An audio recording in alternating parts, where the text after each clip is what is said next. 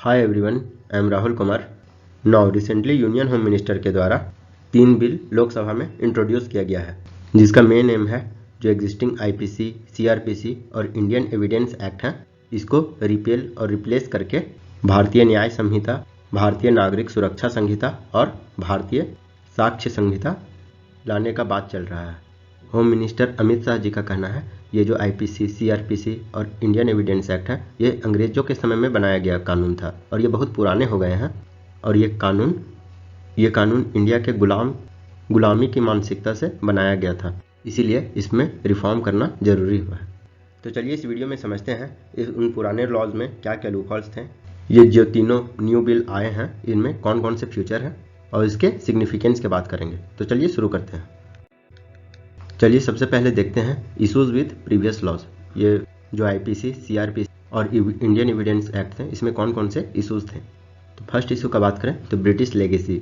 ये जो old laws थे ये ब्रिटिश कॉलोनियल रूल के थे, जो कि डिज़ाइन किया गया था कि ये इंडिया के जस्टिस सिस्टम को मेंटेन कर सके, उसको कंट्रोल कर सके। सेकेंड इशूज़ का बात करें तो प्यूनिटिव अप्रोच।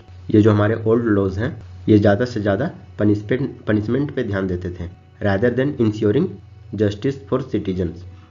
जो विक्टिम था उसको लगता ही नहीं था कि उसके साथ न्याय हुआ है। थर्ड इशू का बात करें तो ये जो तीनों लॉज थे वो 19th सेंचुरी के बनाए हुए थे, ये आउटडेटेड हो गए थे, ये मॉडर्न सोसाइटल नॉर्म्स, टेक्नोलॉजी और जस्टिस रिक्वायरमेंट को फुलफिल नहीं कर पा रहे थे। फोर्थ इशूज़ का बात करें तो इसमें जो कन्विक्शन रेट था वो बहुत ही लो था ड्यू टू आउटडेटेड लॉज। इससे जो जस्टिस था वो बहुत ही देर से मिलता था, जिससे पब्लिक का ट्रस्ट था वो धीरे धीरे जस्टिस सिस्टम से हटता चला जा रहा था, लीगल सिस्टम से हटता चला जा रहा था। फिफ्थ इशूज़ का बात करें तो ये जो पुराने कानून थे वो जेंडर इनसेंसिटिव था। ये क्राइम अगेंस्ट वीमेन और चिल्ड्रन के प्रति जो क्राइम हो रहे हैं उसको कहीं ना कहीं इनसेंसिटिव वे में एड्रेस करता था। सिक्स्थ इशू का बात करें तो इसमें जो प्रोसीजर्स था वो बहुत ही कॉम्प्लेक्स था, आम लोगों को सही से नहीं समझ में आ पाता था और बहुत लंबे प्रोसीजर और पेपर वर्क के बाद ट्रायल होने में बहुत ही डिलेड हो जाता था, जो कि क्रिमिनल जस्टिस सिस्टम के इनएफिशिएंसीज को दर्शाता है। सेवेंथ इशूज़ का बात करें तो मिसयूज़ ऑफ पावर देखने को मिलता था, जैसे कि किसी इंडिविजुअल को टारगेट करना, उसके सिविल लिबर्टीज़ को कर्टेल करना। जैसे कि एग्जाम्पल में सेडिशन एक्ट देख सकते थे, जो सेडिशन चार्जेस लगाई जाती थी, इसका बहुत ज़्यादा मिसयूज़ भी होता था। एट्थ इशूज़ का बात करें तो विक्टिम पर कम फोकस होता था और लीगल टेक्निकलिटीज़ पर ज़्यादा फोकस हुआ करता था। नाइन्थ इशूज़ का बात करें तो टेक्निकल इंटीग्रेशन का लैकनेस देखने को मिलता था ओल्ड लॉज में।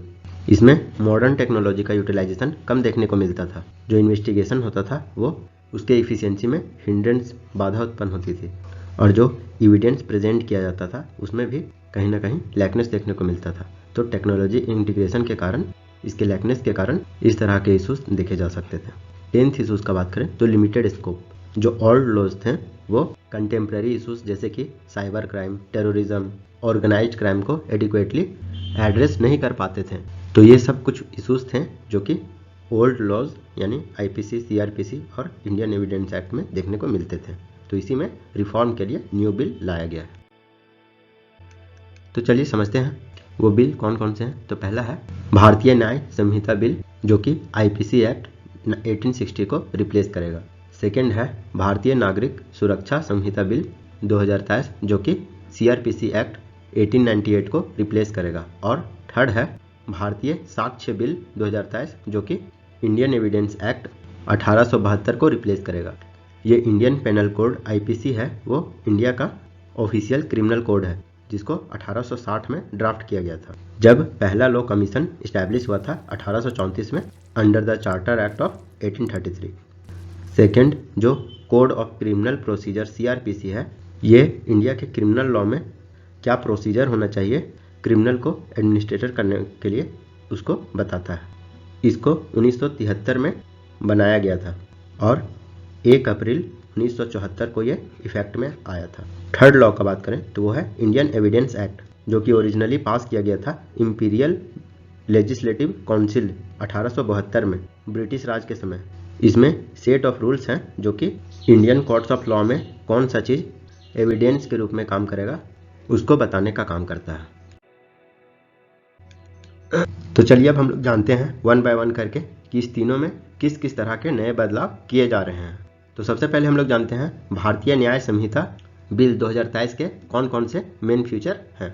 तो पहला फीचर का बात करें तो इसमें टेररिज्म और उससे रिलेटेड ऑफेंसेस को डिफाइन किया गया है, जो कि आईपीसी में मेंशन नहीं था, जैसे कि separatism, armed rebellion against the government, challenging the sovereignty of our country, जिसको पहले डिफरेंट लॉ में रखा गया था, अब इसको भारतीय न्याय संहिता बिल में रखा गया है। सेकेंड फीचर का बात करें तो ये सेडिशन से रिलेटेड ऑफेंसेस को रिप्लेस कर देगा।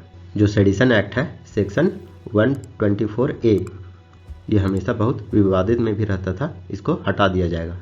इसको हमेशा वाइडली क्रिटिसाइज किया जाता है कि ये कॉलोनियल एरा में फ्रीडम ऑफ स्पीच और डिसेंट को कर्व करने का काम करता था। थर्ड मेन फीचर का बात करें तो इसमें जो मॉब लिंचिंग से होने वाले इंसिडेंट्स होते थे, इसमें मैक्सिमम कैपिटल पनिशमेंट यानी फांसी की सज़ा तक का प्रावधान बनाया गया है। और इसमें बताया गया है कि यदि 5 या 5 से ज़्यादा पर्सन अगर कोई क्राइम को मिलकर कमिट करते हैं तो उसको मॉब लिंचिंग कहा जाएगा। फोर्थ प्रोविज़न की बात करें तो यदि कोई फॉल्स प्रोमिसेस करके, फॉल्स मैरिज का प्रोमिसेस करके अगर कोई वीमेन के साथ सेक्सुअल इंटरकोर्स करता है तो उसके लिए जो मिनिमम इम्प्रिजनमेंट है वो 10 ईयर्स कर दिया गया है, क्योंकि ये देश में एक तरह का एक्सप्लॉयटेशन और डिसेप्शन का एक कॉमन फॉर्म बनता जा रहा था। फिफ्थ फीचर का बात करें तो इसमें एक न्यू टाइप ऑफ पनिशमेंट को डाला गया है। जैसा कि आप लोग को पता ही होगा कि जो हमारे प्रिजन्स हैं, हमारे जेल हैं, वो ओवर क्राउड हो चुके हैं। तो इस ओवर क्राउडिंग को ही रिड्यूस करने के लिए कुछ स्पेसिफिक क्राइम के लिए कम्युनिटी सर्विसेज भी एक तरह का पनिशमेंट रखा गया है। पनिशमेंट के तौर पर उस पर्सन को कम्युनिटी सर्विस में काम करना होगा ताकि ऑफेंडर के बर्ताव में रिफॉर्म आ सके। सिक्स्थ प्रोविज़न का बात करें तो अभी क्या होता है कि यदि कोई केस हो जाए तो उसमें इंडिफिनिट डिले देखने को मिलता है, लेकिन इस बिल के में प्रोविज़न किया गया है कि इसमें जो चार्जशीट फाइल करने में जो टाइम लगता था उसको मैक्सिमम लिमिट है वो 180 डेज होना चाहिए, मतलब 180 दिन के अंदर अंदर चार्जेस फाइल हो जाना चाहिए। इससे जो ट्रायल प्रोसेस में है वो एक स्पीडिंग आएगा, क्योंकि ऐसा कहा जाता है कि जस्टिस डिले जस्टिस डिनाइड। अगर देरी से न्याय हो तो समझिए न्याय हुआ ही नहीं। तो इसमें यदि एक टाइम फ्रेमवर्क में ट्रायल प्रोसेस हो तो जल्दी से जल्दी उसको उस विक्टिम को न्याय मिल सकता है। अब चलिए हम लोग समझते हैं भारतीय नागरिक सुरक्षा संहिता बिल 2023, इसमें कौन कौन से मेन फीचर्स किए जा रहे हैं। तो फर्स्ट है, इसमें ज़्यादा से ज़्यादा टेक्नोलॉजी का यूज़ को प्रमोट किया जाएगा ट्रायल्स के लिए, अपील्स के लिए और रिकॉर्डिंग्स के लिए। इसमें वीडियो कॉन्फ्रेंसिंग के माध्यम से कोर्ट के प्रोसीडिंग को अलाउ किया जा सकता है। इस बिल में यह भी प्रावधान किया जा रहा है कि जो अगर कोई सेक्सुअल वायलेंस सर्वाइवर होगा उसका वीडियो रिकॉर्डिंग स्टेटमेंट भी एज एविडेंस काम किया जा सकता है, जो कि हेल्प करेगा एविडेंस को प्रिजर्व करने में और किसी भी तरह के मैनिपुलेशन को रोक पाएगा। सेकेंड फीचर का बात करें कि पुलिस को 90 डेज के अंदर अगर किसी भी तरह का कंप्लेंट हुआ है तो उसका स्टेटस में उसके कंप्लेंट के स्टेटस को चेक किया जाएगा कि वो कंप्लेंट में कितना एक्शन लिया गया है। इससे पुलिस का अकाउंटेबिलिटी और ट्रांसपेरेंसी भी इन्हेंस होगा। थर्ड प्रोविजन का यदि हम लोग बात करें तो इसमें यदि कोई ऑफेंसेस 3 साल से कम का है या यदि कोई इंडिविजुअल है वो 60 साल से अधिक का है और यदि वो किसी तरह का क्राइम में पकड़ा जाता है तो उसको डायरेक्ट अरेस्ट नहीं किया जाएगा। उसको अरेस्ट करने के लिए एटलीस्ट डीएसपी रैंक का ऑफिसर से परमिशन लेना होगा, उसके बाद ही उसके प्रायर अप्रूवल के बाद ही उसको अरेस्ट किया जा सकता है। आई होप यहाँ तक आप लोग को समझ में आ गया होगा। चलिए आप आगे देखते हैं।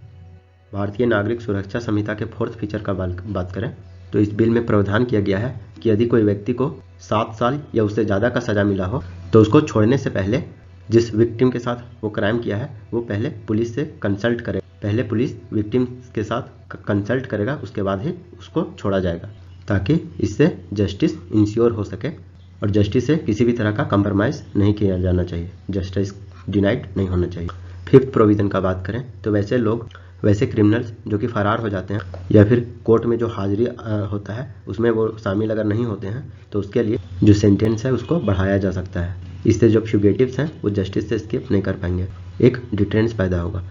सिक्स्थ प्रोविज़न का बात करें तो जो कोर्ट में जज होते हैं, मजिस्ट्रेट होते हैं, वो ईमेल्स, एसएमएस, व्हाट्सएप्स और मैसेजेस और अदर माध्यम से भी किसी भी ऑफेंसेस को कॉग्निजेंस में ले सकते, जो कि एविडेंस कलेक्शन और वेरिफिकेशन में एक फैसिलिटी प्रोवाइड करने का काम करेगा।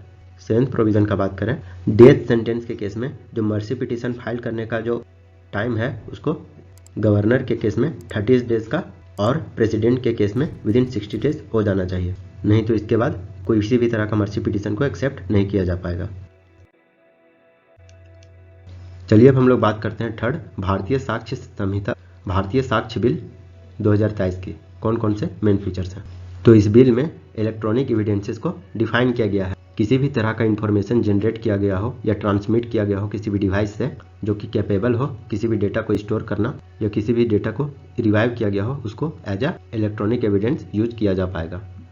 सेकेंड बात करें, इसमें स्पेसिफिक क्राइटेरिया को ले डाउन किया जा रहा है, जैसे कि admissibility of electronic evidence such as authenticity, integrity, reliability etcetera, जो कि डिजिटल डेटा को टैम्परिंग या उसके मिसयूज से प्रिवेंट करने का काम करेगा।